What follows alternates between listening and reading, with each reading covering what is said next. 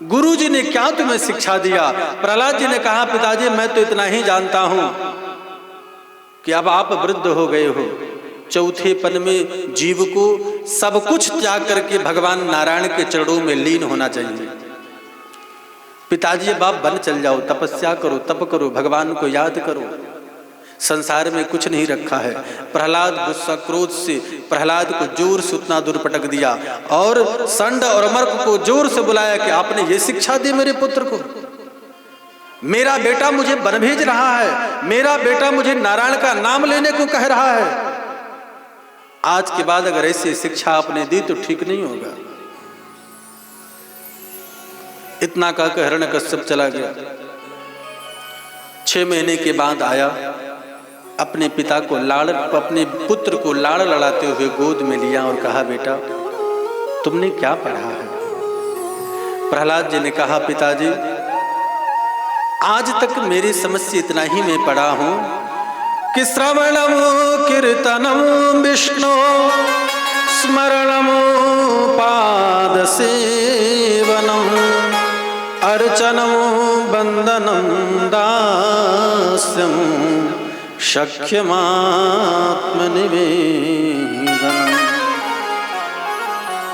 पिताजी मैंने एक पाठ पढ़ा है कि भगवान को पाने के लिए 9 मार्ग हैं, जिसको हम नवधा भक्ति कहते हैं।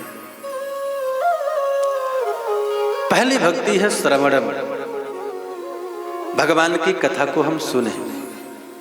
भगवान को अगर जानना है, भगवान को अगर जानना है, भगवान को समझना है तो भगवान के बारे में हम सुने। दूसरी भक्ति है कीर्तन, उनके नाम का हम कीर्तन करें। तीसरा स्मरणम, उठते बैठते सोते जागते उन परमात्मा का स्मरण बना रहे। ब्रज की गोपियों के पास क्या था? कुछ नहीं था, याद ही तो था। गोपियां मथुरा जाकर के माखन बेचती थी, दही बेचती थी, बेचते बेचते कहती थी माखन ले लो, दही ले लो, बीच में कहती थी कन्हैया ले लो, गोविंद ले लो। भूल जाती थी कि मैं क्या कर रही हूं, क्योंकि उठते बैठते सोते जागते उनका एक ही चिंतन, मेरा कन्हैया, मेरा गोविंद। पाद सेवनम, भगवान के चरणों की सेवा। अर्चनम, भगवान की अर्चन करना, पूजन करना, वंदन करना। दास्यम, भगवान का दास बन जाना। अनन्यास चिंतमन्तो माम ये जना पायुर्पासते, हे प्रभु हम आपके हैं, आपके सिवा और कोई नहीं है। और शक्यमात्म सेवनम, अपना सब कुछ भगवान के चरणों में समर्पित कर देना। ये नवधा भक्ति है। हिरण्यकश्यपु ने सुना, फटकार लगाई, आज मैं तुम्हें नहीं छोड़ूंगा। मैं तुमसे बार बार कहता हूं नारायण का नाम मत लो, आज मुझे तुम नवधा भक्ति सुना रहे हो। बताओ तुम्हारा नारायण कहां है? प्रहलाद जी बोले, ईशा आवास विदम मिथ्यम, कहां नहीं है वो? हम में है और आप में है, सब में है। हरि व्यापक सर्वत्र समाना, वो कहां पर नहीं है पिताजी? हमारे में भी है और आप में भी है। नहीं अंतर में, नहीं बाहर में, नहीं ज्ञान है न विराग में है। प्रेम है तो प्रभु पास में है, वो हर जगह है पिताजी। हिरण्यकश्यप बोला इस खंभे में है। प्रहलाद जी ने कहा हाँ पिताजी इस खंभे में है। और हिरण्यकश्यप ने तलवार निकाला और तलवार से उस खंभे में प्रहार किया और उस खंभे से भगवान प्रकट हो गए। बोलिए नरसिंह भगवान की जय हो। नरसिंह भगवान की दहाड़ देख करके हिरण्यकश्यप उतना दूर जाकर के गिरा। हिरण्यकश्यप कांपने लगा। विकराल स्वरूप नरसिंह भगवान का और हिरण्यकश्यप से युद्ध चला। 12 बजे दिन से लेकर शाम तक युद्ध चलता रहा। जब शाम का बेला हुआ तो दरवाजे के मेन देहली पर उसको गिरा करके सीने पर चढ़ करके नरसिंह भगवान बैठ गए। हिरण्यकश्यप बोला मुझे मार नहीं सकते हो तुम, ब्रह्मा जी से मुझे वरदान मिला है।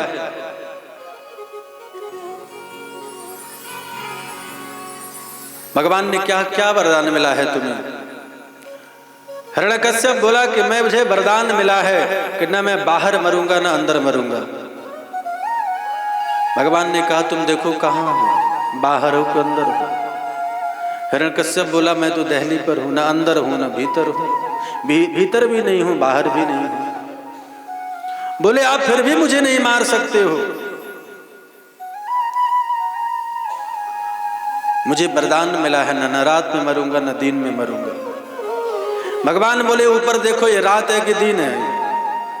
बोले न रात है न दिन है, शाम की बेला है। बोले अब बताओ। बोले मुझे फिर भी वरदान मिला है ना मैं आकाश में मरूंगा ना पृथ्वी में मरूंगा।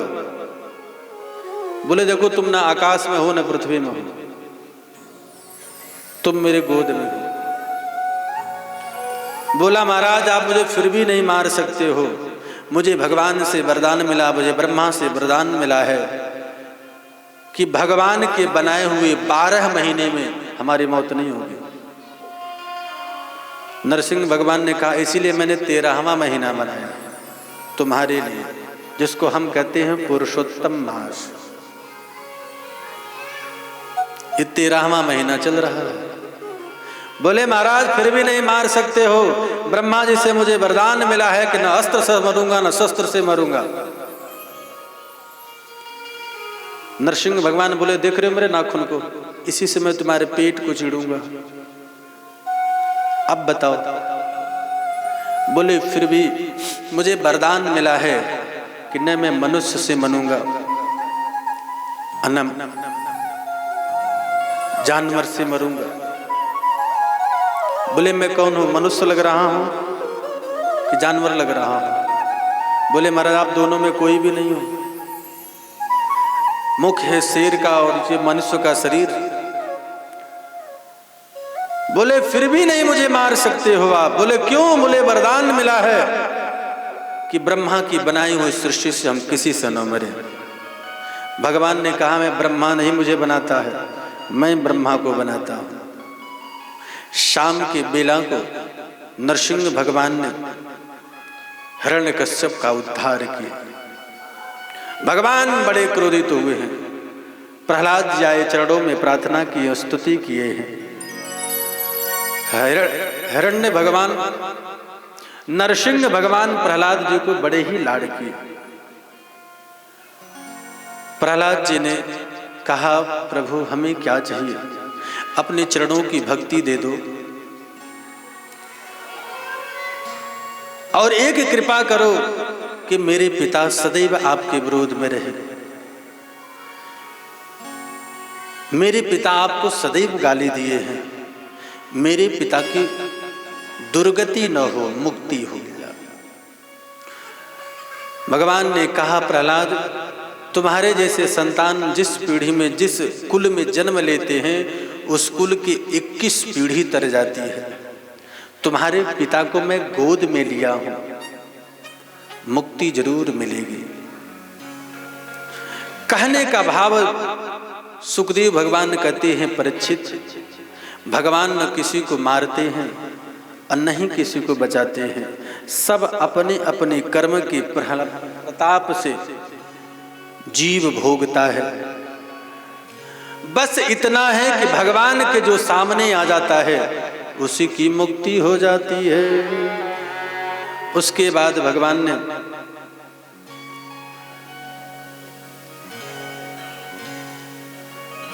एक बार दुर्वासा ऋषि भगवान के पास पहुंचे। भगवान बड़े प्रसन्न होकर अपने गले का हार दुर्वासा ऋषि को दे दिए। दुर्वासा ऋषि वो हार देवराज इंद्र को दे दिए और देवराज इंद्र वो हार अपने ऐरावत हाथी को पहना दिए और ऐरावत हाथी ने उसको तोड़ करके पैरों में डाल दिया।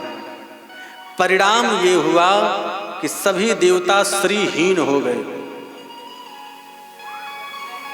स्वर्ग पर राजा बलि चढ़ाई कर दिए, त्रिलोकी के राजा बन गए, देवता दर दर भटकने लगे। भगवान के चरणों में जो प्रसाद हमें मिला है, भगवान से जो हमें मिला है वो हमें प्रसाद है। भगवान की चढ़ाई हुई वस्तु कभी पैरों के नीचे नहीं आना चाहिए। सभी देवता भगवान के पास गए हैं। भगवान ने देवताओं को फिर से वैकुंठ और स्वर्ग को वापस करने के लिए समुद्र मंथन कराया। बासुकी नाग कछुए का रूप भगवान लिए हैं और देवता और राक्षस दोनों मिलकर के समुद्र मंथन किए। सबसे पहले विष निकला,